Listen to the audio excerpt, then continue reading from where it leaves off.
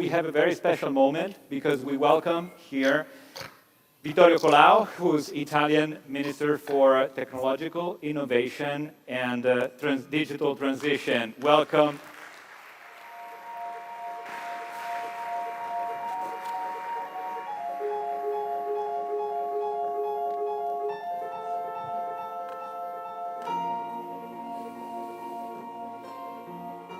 All right, welcome. It's a pleasure having you, Vittorio Colao. You've been involved in all the Italian G20 presidency on your specific competences, so digitalization and the solution. First of all, my first question is, how do you think that digitalization and technological innovation can create opportunities for all the world under the G20 level? How did you work on this? Well, I think there's no doubt that digitization creates opportunity in all the G20 members. And I would say also that there's no doubt that we have plenty of places where we are debating this, the G7, the G20, and plenty of other, the Trade and Tech Council and other places. The question is more what to do now. I want to go back to what Rector Verona said, the famous comment of Greta, the blah, blah, blah thing. And we don't want to be the blah, blah, blah generation. We want to do stuff. So what I think, what we did in Trieste when we chaired the digital... This summer, yeah. The summit, yeah, was really to push for a few things and to push for a few very practical priorities. And, I would name two probably, and maybe a third one. The first one, it's really time to think in broad terms about digital identity as a human right.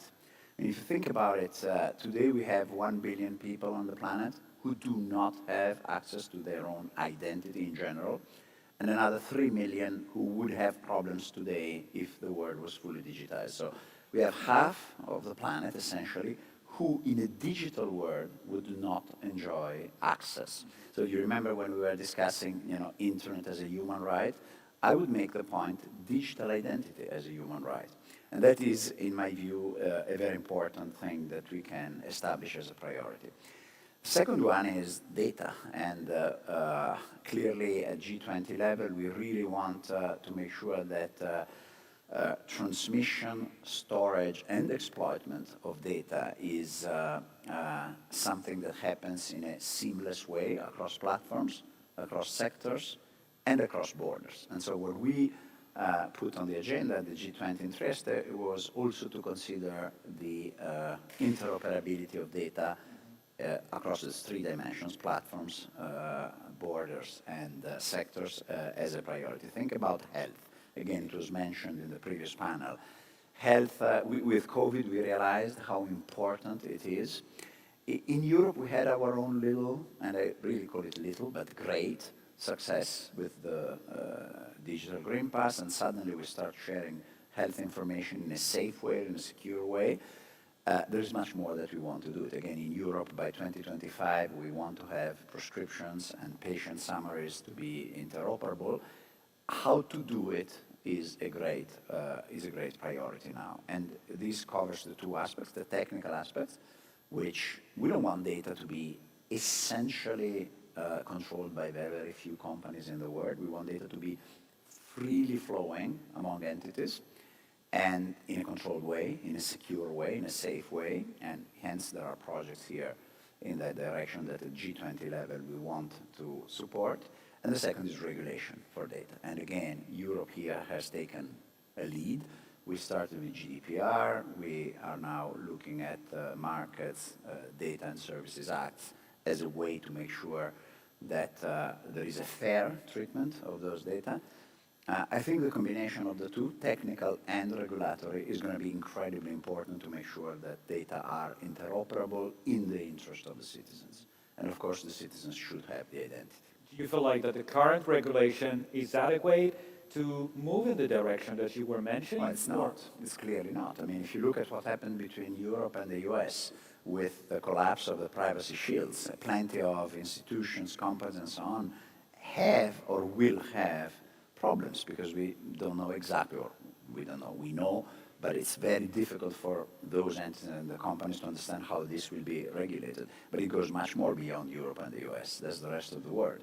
So it's very important that we create, as I said, a fair, technically interoperable framework, and that all citizens, and when I say all, ideally really all, and it's possible today, can have access in a safe and secure way to their own information. These are the two priorities that as G20 we really say that in 10 years' time we have reached those two objectives. Well, then you can say we have taken digitization to a democratic level, not just to a technocratic level.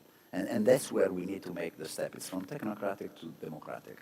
May I ask you, given your experience and what you heard and what you did in the last year of Italian presidency, if you can feel optimistic about the direction that we are going, because the G20 is a dialogue forum, is a space for cooperation, but when it comes to technological innovation and the way also data are used, we see that there are conflicts out there, there are tensions out there, and from cybersecurity to all the other protocols.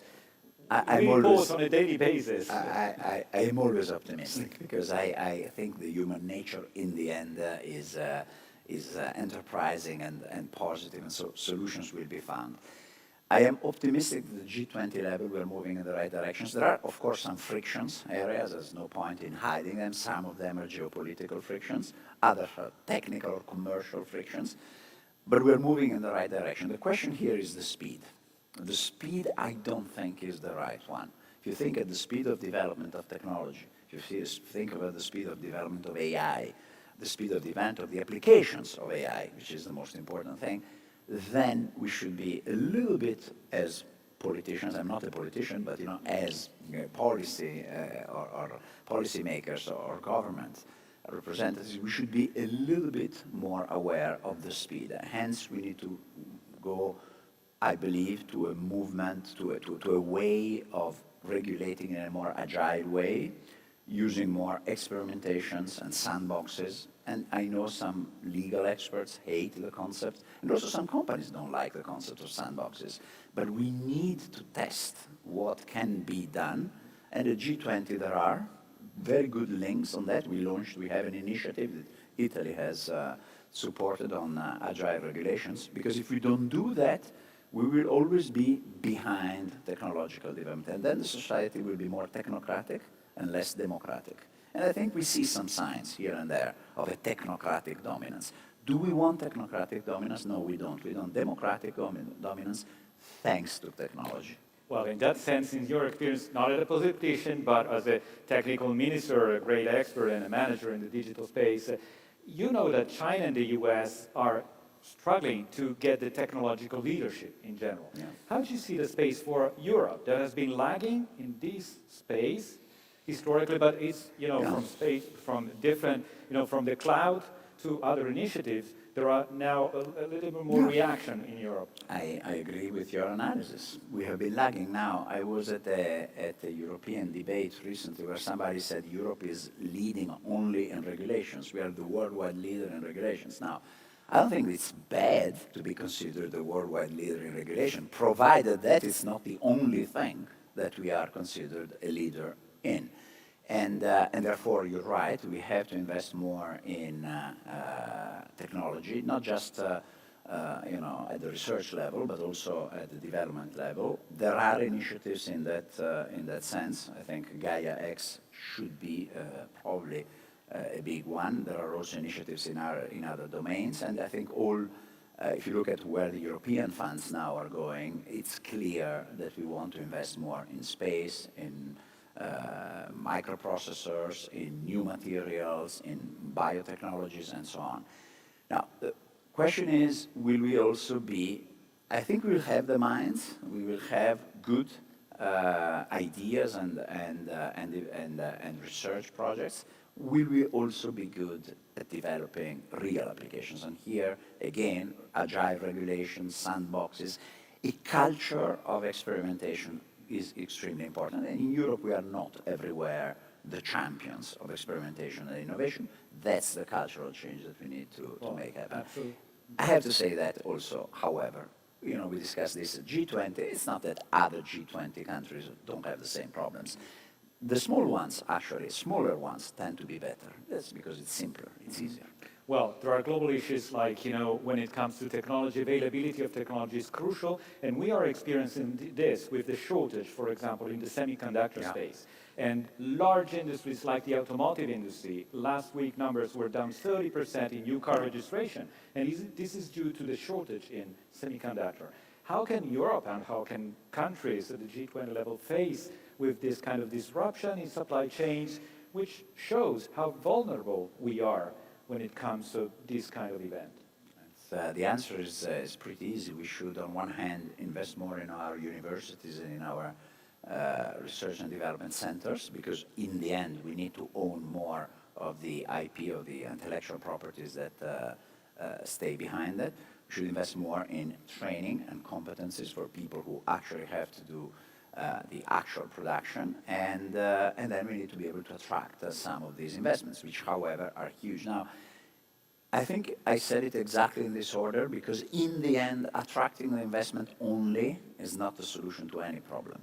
The solution is to really have the intellectual property, the skills and the competencies, and then the physical investment. And again, I think there is a new wave. President von der Leyen has talked very openly about this. There is a new wave of European technological autonomy ambition that I think is very positive. We now need to, as I said, not make this a blah blah thing, but make a real problem with priorities and with actions. Yeah, it's also about a cultural change. We know this is not just a technological revolution, it has more to do to our mindset. So the way that from, when we are into a corporation in the private sector to you now in the public sector are looking at how things are done. So what do you think can be done in terms of adapting the culture of people to live in this new digital world? I think people in a broader sense adapt pretty quickly when they see the advantage of the solutions that you provide them with.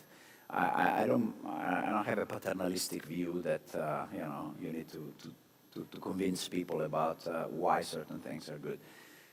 The real cultural change that we need to make is, and I have to go back to what I said before, is really in the ability not to look at yesterday's legal frameworks, yesterday's administrative regulations, yesterday's ways of and times and rhythm of development of innovation, and trying to adapt this to artificial intelligence and to innovation. You think about opportunities that blockchain can give in certain services, opportunities that AI applications give in certain domains of the public administration. They're pretty obvious. I think people will understand them very quickly.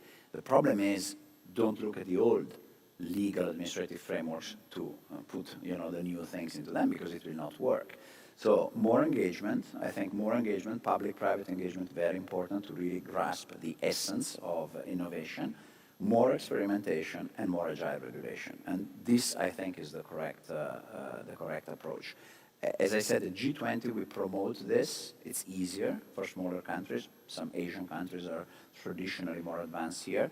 We need to find, in our complicated Western societies, the same recipe, but the recipe at the end of the day is this one. And then people will follow. I'm pretty sure people, once you give them whatever, remember how worried we were about the green pass, or how can people in restaurants control it? Come on, everybody. Are you happy with that? Do you remember? I mean, how many people do now online mortgage applications? How many people do online interviews? How many people do online everything now? So again, when things are well designed and clearly in the interest of people, people understand, provided that we don't leave anybody behind.